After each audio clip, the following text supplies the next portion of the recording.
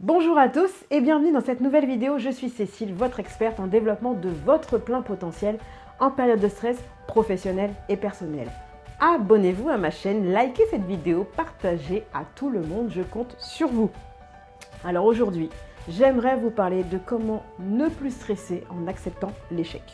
Le nombre de fois où j'ai entendu « ouais, de toute façon je vais lâcher l'affaire, ça m'a saoulé, lui il a essayé de faire ça, il s'est planté, c'est plus pour moi, je vais abandonner, ça me gave. » Je me suis plantée, etc.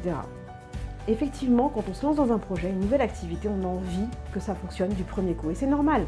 On se donne à fond, on se donne émotionnellement, on se donne physiquement, on se donne financièrement, on a envie que ça fonctionne. On met tout notre cœur. Et ça peut arriver, la plupart du temps c'est le cas, on se plante. Voilà, c'est dommage, c'est comme ça, mais ça arrive. Et là, du coup, je suis d'accord, on est ravagé, il y a l'ego qui prend une claque. On s'est tellement investi, on s'est tellement donné, on est dégoûté, on est écœuré, limite on n'a même plus envie d'en entendre parler parce que justement ça nous a dévasté, on a tout donné. Et là justement, l'échec, c'est de ne plus se relever, de laisser tomber, de lâcher l'affaire, d'abandonner ses rêves. Nous, pourtant, le fait de tomber, le fait de se ramasser entre guillemets, de se planter, ça permet d'apprendre. Justement, on recommence, on se relève et on regarde là où ça n'a pas fonctionné.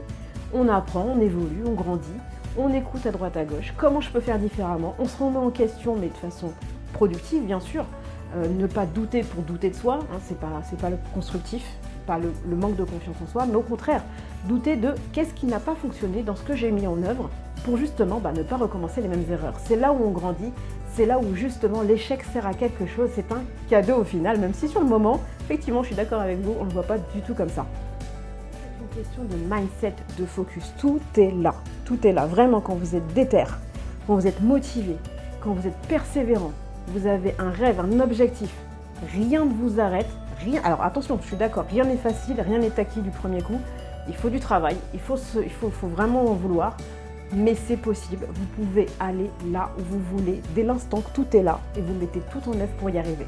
Quand vous voulez abandonner, pensez pourquoi vous avez commencé, pensez à votre focus, pensez à votre pourquoi de base, votre vision. Qu'est-ce qui fait que vous vous êtes mis en œuvre pour faire cette chose-là? N'abandonnez pas, recommencez, vous tombez, vous vous relevez, vous tombez, vous vous relevez.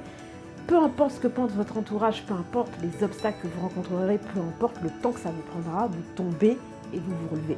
Vous tombez et vous vous relevez. On n'a qu'une vie, c'est pour réaliser ce pourquoi on est né. Vous tombez, vous vous relevez, recommencez. Je vais citer 3 règles qu'un de mes amis m'a dit il n'y a pas très longtemps, je pense qu'il va se reconnaître. La première règle, persévérer. La deuxième règle, persévérer. La troisième règle, persévérer. Je vais même rajouter une quatrième, persévérer. Si tu te reconnais, spécial dédicace. En tout cas, il a raison. Continuez, continuez, continuez. Ne pas se relever, c'est là où est l'échec. D'ailleurs, je vais vous raconter une petite anecdote.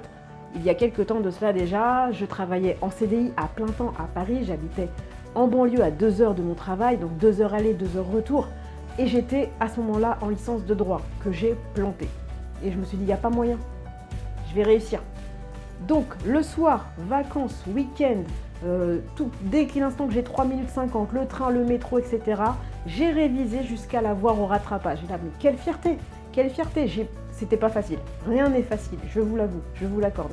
Mais je l'ai eu, j'étais super fière de moi, j'ai pris 2 mois de vacances après d'ailleurs, mais c'était exceptionnel parce que je me suis focusée dessus et je dis il n'y a pas moyen, j'y arriverai.